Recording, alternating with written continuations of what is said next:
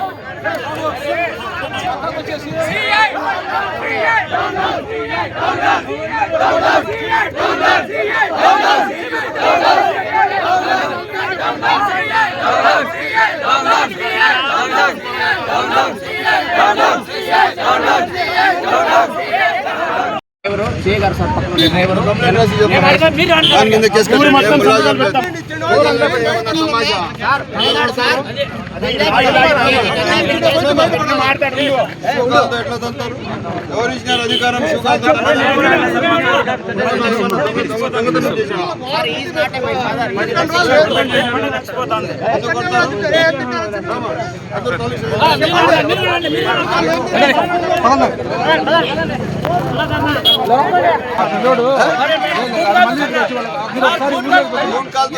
మీకేమొచ్చింది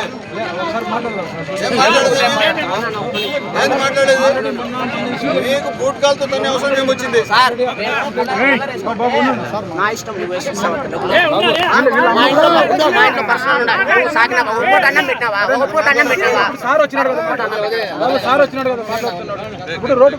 complaint ఇస్తారు. మీరు అన్ని మీరు మీ ఒక్క స్టేషన్ మీ వల్ల స్టేషన్ సర్వనాశనం అయిపోయింది.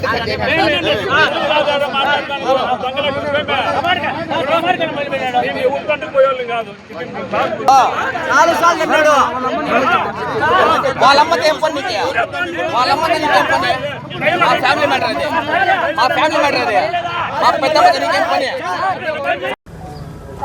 వేంపల్లి పంచాయతీలో ఈరోజు తాలూక్ ఇన్స్పెక్టర్ కళా వెంకట్రావు ఏదో కంప్లైంట్ వచ్చిందని చెప్పి మేల శ్రీనివాసులు వీళ్ళ నాన్నగారు పోస్ట్ మాస్టరు, వీళ్ళకు స్టోర్ కూడా ఉంది. వీళ్ళు వేంపల్లికి పాత మనుషులు. ఇష్యూ కంప్లైంట్ వచ్చినప్పుడు ఆ కంప్లైంట్కి కంప్లైంట్గా పరిగణలో తీసుకోవాలా, కంప్లైంట్కి ఉన్న ఏమైనా ఎవరి మీద కంప్లైంట్ వాళ్ళు పిలిపించి విచారించి దానిపైన ఏ వాస్తవాలపైన నిర్ణయాలు తీసుకోవాలి.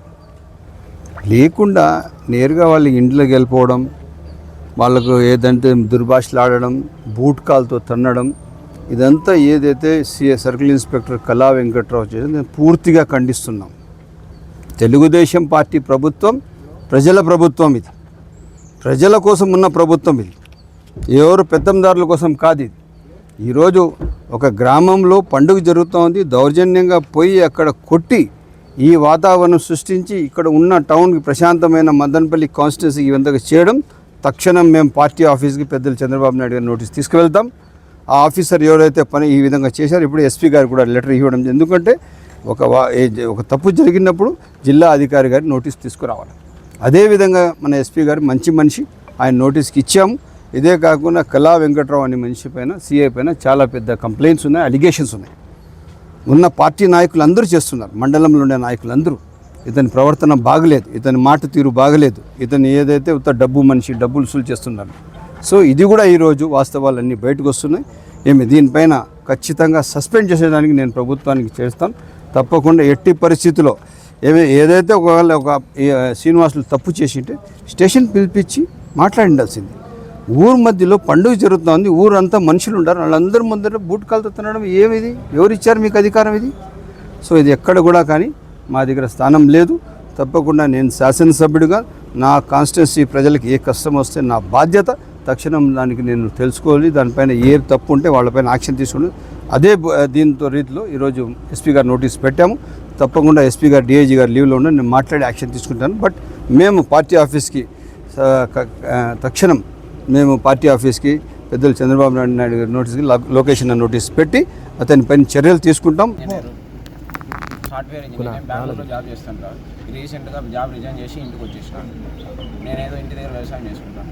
కొన్ని రోజులు నాకు పరిస్థితి బాగాలేదు, ఫైనాన్షియల్గా నాకు ఇష్యూస్ ఉన్నాయి. దానివల్ల మా నాన్నకి హెల్త్ బాగాలేదు. ఇంటి దగ్గర ఉంటే అని చెప్పి నేను వచ్చాను. ఈరోజు కూడా నేను పండగ కూడా పోలేదు, నేను టమాటా కలిపిక్కునే పోతాను.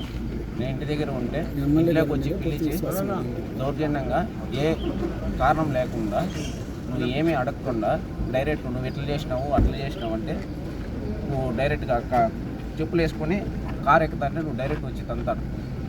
ఎవరు సిఏ గారు మరియు సిబ్బంది, డ్రైవర్ కావచ్చు, ఇంకెవరైనా కావచ్చు.